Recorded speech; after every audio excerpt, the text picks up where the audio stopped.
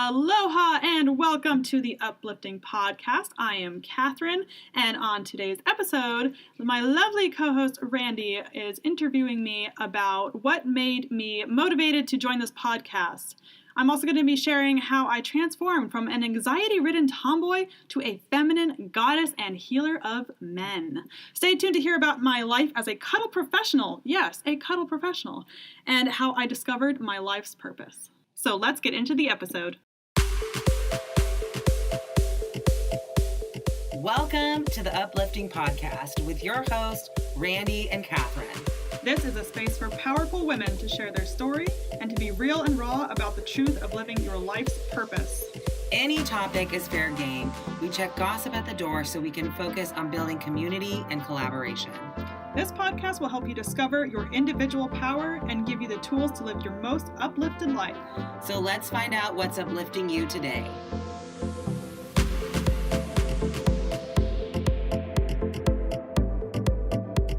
Welcome to the Uplifting Podcast.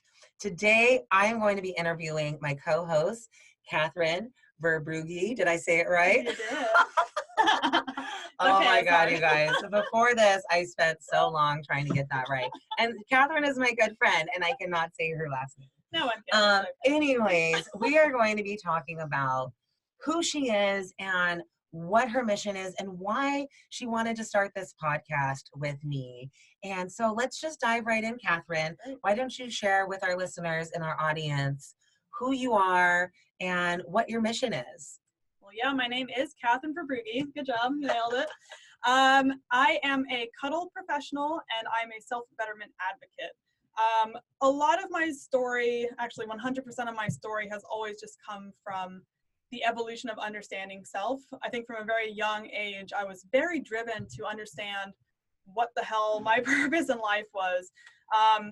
Just based off the people around me, I always kind of saw that people were not living to their highest potential. And I saw that, I was like, why are people not living their best lives? Like, why, life is way too short for you to sit around and stick with the same job, the unhealthy relationship, anything like that. So even from a young age, I was very aware of that. So kind of having that awareness topped with really crippling anxiety for 25 years of my life, that really propelled me into this ideology of, okay, how can I be my best self? How can I help others be their best selves? And I think even when I was younger, it wasn't that clear cut. I think in everything that I've learned so far, I've kind of come to that clarity and that realization. But from a young age, I just had this dissonance within me of here's where I want to be, but I don't know what that looks like, versus here I am now and I'm anxious and I'm scared and I'm unhappy. So it's taken a lot of growth and development to kind of get to this point now of clarity and understanding. My background, I have my degree in psychology. I learned about halfway through that I did not want to be a therapist. And that's kind of how I am now a cuddle professional. I have kind of always known I want to help people and I want to offer myself to other people. I just knew therapy was not the answer for me. I did personal training, another form of serving others. I was a vegan lifestyle coach and educator. Again, all these things were cool because it was one-on-one and I could directly see the transformation, but I just felt unfulfilled. Like I felt like I had to take these more academic routes where I learned about I don't even care. All I wanted to do was just be there for people. So with Self-Positive, which is my Instagram account where I am basically just very vulnerable, kind of the same thing that we're sharing here. The power of sharing your story, the power of me sharing my vulnerabilities and my anxieties with others lets you know that it's okay to feel these things. Like, we are human beings. This is what we feel. So that paired with the cuddling, where I can just show up for someone and hold such an open and vulnerable space for them, that has led me into, I think, a full understanding of what I'm about, what I'm passionate about, and what I'm focused on in my life. So a large sense of serving others, being there for people, sharing with people that it's okay to be you, just not give a shit what anyone else thinks, just be you. And I've had to learn that in my own life and my own experiences. Yeah, absolutely. So tell us a little bit more about what it means to be a cuddle professional, because I'm sure there's a lot of people Yes. who have never heard about this profession. So maybe dispel some of the beliefs for people, you know, and let them know exactly what it is you do. And you touched on it a little bit, but how exactly you got into this line of work? Okay, that's a loaded question. All right, so I learned about professional cuddling years ago, some random internet search. I have no idea how I found it. It came to me, universe said, here you go. I said, thank you. At the time, the person I was with was not okay with me doing this. And since we are no longer together, I said, you know what? There's still something in me that says, follow this, go with this. Side note, hopefully we'll get back to your original question. Let me know if we don't. But something inside of me, and even though this is a podcast for women, I think it's important to share this because I think as women, we're told we should not help men. And I had that construct in my head for a very long time. I said, why do men deserve my time? They don't. Like, they should figure it out. They hurt me. Fuck them. And I think this year I've really had to come to the realization that I need to produce the change in men that I want to see. If I want a man to be more vulnerable and accepting and loving, like, why would I not teach that to them? So a lot of my mission with cuddling is to teach men that it's okay to show emotion. It's okay to let go of that mask of masculinity. It's okay to open people and touch people and not have it be just fucking. Like, intimacy is so many levels and it's so deep. And in our society, we think that intimacy and sex are the same thing. And a lot of what I teach and a lot of what I do is to show that intimacy has so many levels and it can be platonic and it's still so fulfilling and lovely. Okay, so that's part one. So it's okay. And that's kind of the aspect of me accepting myself, is understanding that even as a female, I can have my own feminine energy and power and still want to help men. I can come into my own being and be surrounded by amazing women and still help men. Wait, go down. It's like, oh no. Oh, okay. Tight. Oh, okay. We're just gonna cut that out. I think it was just letting us know that the file was done downloading. Okay. Tight. Okay. Well, I can help men. Tight. What's your question? Okay, we're just gonna cut that out. Okay, so why don't you? Okay, so we're just gonna cut that out because I think it was at a good point where we can cut it out. So can you explain like what a typical like cuddling session is really like? So, despite popular belief, I'm not an escort. I do not have sex with my clients. A typical cuddle session is about 2 hours. It is platonic. It's clothed. I start by kind of gauging what they're looking for. It's like any other like massage therapy or therapy. I'm here to serve them. You know, like, they're coming to me because they have a need that is not being met in other places. So I'm trying to figure out what their needs are, whether they are recently divorced or widowed, whether they haven't been in a relationship, like a long-term relationship ever. I work with a lot of men who just don't have the time for a relationship, yet they still want that closeness and that intimacy. So yeah, I'll kind of gauge what they need. A lot of them are like first timers and they're like, what the hell is this? I need something, and they're not quite getting it. So yeah, it's usually about 2 hours, and we talk and we cuddle and we just share space on an emotional and a physical level. For me, the physical intimacy is important, but I think that emotional intimacy is even more important because, like I said, they're not getting this in other places, especially this age range which I'm working with. They're still taught that like therapy is kind of taboo for a man, or they don't have that partner that they can turn to. So it's like, what are they supposed to do? Who are they supposed to talk to? So I'm offering them also a space to kind of open up in a safe way, and like, I'm not going to judge them. I'm just here to listen and be understanding. So yeah, even though it is the physical intimacy during a session, for me, like I said, it's mostly about that emotional impact with someone else. Absolutely. Have you ever had any experiences with men who tried to take it to another level, or who tried to, were like inappropriate? Yes. And like, how did you deal with that? Right. So I think even the best intentioned men can sometimes fall into the trap of like, oh, there's a beautiful woman next to me. And I kind of have to be aware of that. And for me, the most important thing is keeping the open communication going and saying, here are my boundaries. this is a hard no for me. And I think that's taught me a lot just in life in general. Like, I used to not have any boundaries because I didn't want to offend anyone else. I thought if I say no, they're going to not like me. They're going to think this, that, and the other. Now was like, no, that's not what I do. That's okay. And I do have men who say, oh, I'll pay you more to have sex. I'm like, no, like, if you want that, you go find an escort for that, which fine, you do that. That's just not what I do. And so I think, honestly, one of my biggest lessons in doing this is understanding my boundaries and understanding how to clearly communicate my boundaries. Yeah, I know that's such a struggle for so many of us, is setting those boundaries. Yes. So maybe what are some steps for people to help them create boundaries and to set boundaries? You know, I think what's really difficult is, like, a lot of times in relationships, if you don't set the boundaries ahead of time, it can be really difficult because, you know, they're crossed and people don't know they're crossing their boundaries. So can you give our listeners some advice on maybe how to set boundaries, and if boundaries are crossed, like, how do you remediate that? So first and foremost, it's understanding what your boundaries are and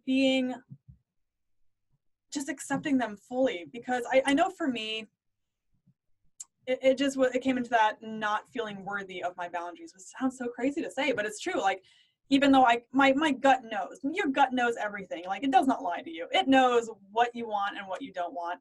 And I would have these feelings of like, oh, this probably isn't right, but I would still go through with whatever the case may be. It applies to everything. It takes sitting down with yourself and saying, this is a hard yes, this is a hard no. And your body, I promise you, will know. There's no like, oh, maybe, like, no. If it's, oh, maybe, it's a fuck no. So it really just took getting to that space. And for you, if you want to, like, I'll talk about this later too, but meditate is the best way to start listening to your body and understanding what those hard yeses and those fuck nos really are. As far as and I think as you communicate these boundaries, that gets easier the more sure you are within yourself. Because if I know my reality, no one else can sway me. So if someone says, oh, do you want to have sex? My hard no is no. And it's not a matter of like, oh, maybe. It's like, no, it's clear. I'm certain in my convictions that I'm going to say no. So I think the more confident you are in yourself, and that just takes practice. I used to, like, back in my super struggle anxiety days, I used to worry that, like, say there was a new adopting of a mentality, like, oh yeah, you're just confident in yourself. I'd be like, but what if I'm not confident in myself? What if the confidence goes away and then I'm like, go back to square one, and I would just spiral into these thoughts. And it takes so much practice to say, stop, stop that, and just say, I'm confident in myself. Even if you don't fully believe it yet, fake it till you feel it. Like, I'm living proof of that mentality. Fake it until you feel it. My best advice for you, you just have to make those changes. You have to just be strong in what you believe and uncovering, like, knowing that what you believe is right. Absolutely. It's asking yourself those difficult questions, right? To really get at what your boundaries are. Yeah. And I want to go back to when you talked about discovering your life's purpose and how, you know, you tried all of these things that you thought maybe were the right, you know, quote unquote, right thing to do. Yeah. And then to discover they weren't bringing you fulfillment and happiness. How did you really discover your life's purpose? It goes back to listening. I've always known on some level that this is what I want to do. Even through schooling, thinking that I had to be academic, I had to. And I had this interesting perception that it was like my mom was making me do this. She's never pressured me into anything, but it's like, oh, I need to be academic because it'll make my mom happy. And it's like, what is that? There's no reality in that. But like, I've known for a long time that all I want to do is hold space for people. And I think also discovering the new tools, I had to go through those different things to understand what was not right for me. There's so much validation and importance in understanding what you don't want. It took me a lot of like crossing things off my list to understand what I actually do want. And I used to be really afraid of trying new things and failing, but understanding that there's no such thing as failure was like the most liberating thought I've ever had. Yeah, it just comes down to I've tried a lot of things. And the more I've researched, the more I've learned, the more I've crossed things off, the more narrow my focus has become. And I'm sure even as I continue, like, it's going to evolve, it's going to grow. Like, I'm not set in stone with this is what I'm going to do forever, because I know it's not. Like, I know everything's, the more the society evolves, the more I evolve, everything's going to keep changing. That's just, you have to be fluid in that as well. Absolutely. Absolutely. So I just want to, before we talk about our final questions, I want you to just kind of share your inspiration behind starting this podcast and why you wanted to create this platform. So I was just talking to Randi off camera before this, where it's like, oh, I'm usually the person who like doesn't want to share my story, like talk real quick, and I'm like, bye. So that paired with like, I know I need to get my story out, like for my own sanity and for the sake of other people listening. Like, what I've gone through is valid. And also just creating a space for women in particular to share that. A lot of what I grew up with, I was a tomboy, and I really like rejected any kind of femininity. It wasn't until like this year that I was like, hey, maybe I'll have kids. Maybe this is a thing. And this has been a big year of accepting my feminine energy and realizing like because I always was like, I'm a masculine energy in a female form. So this has been my first year of being like, I am feminine. I have within me masculine and feminine energy. And that's not something I have to just dispel because I'm not super pretty and preppy and whatever. It's a part of me. And so I think that those two things paired together, I think it's important, kind of what I touched on before, where it's like, even though a lot of what I do helps men, I think it's important to also have a community of women, because that's not something I grew up with. So creating a space where it's like, hey, you know what? I grew up a tomboy and I can still have empowered females in my life. So that was like a big step for me. It's just like, it doesn't have to be either or.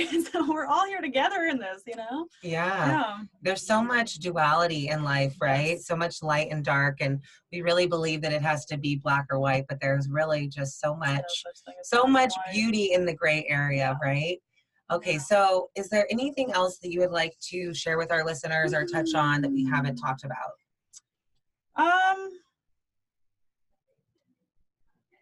I don't think there is.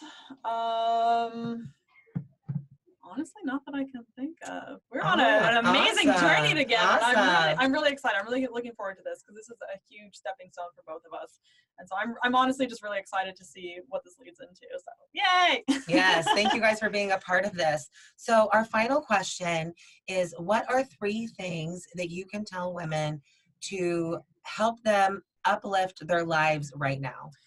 I think number 1, like what I said, is meditate. That was the biggest catalyst for me for overcoming the anxiety I dealt with for like all of my life. So meditate, and just like I said, listening to your damn self, because your heart and your gut, they know. Like, there's no ifs, ands, or buts. Like, it knows. So just listening to that. Also generating an exact focus on what you do want to do.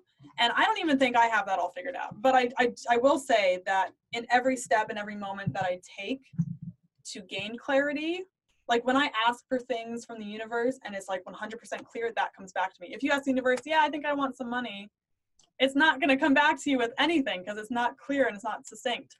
I had a number 3 and now I forgot my number 3. Just living in your truth, not giving a shit what other people think, because part of that anxiety that I dealt with for so long was being concerned with what are people going to think of me.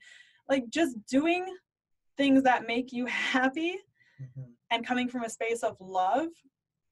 As long as you're coming from a space of love for yourself, for others, for other beings, there's no wrong.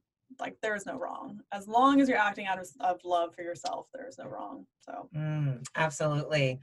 All right. Well, that was so great. And I just want to thank you, Kathryn, for being on this journey with me. And we are both just so excited to share this with all of you and to help you all live your most uplifted life. So we will see you guys in the next episode. Bye. Bye.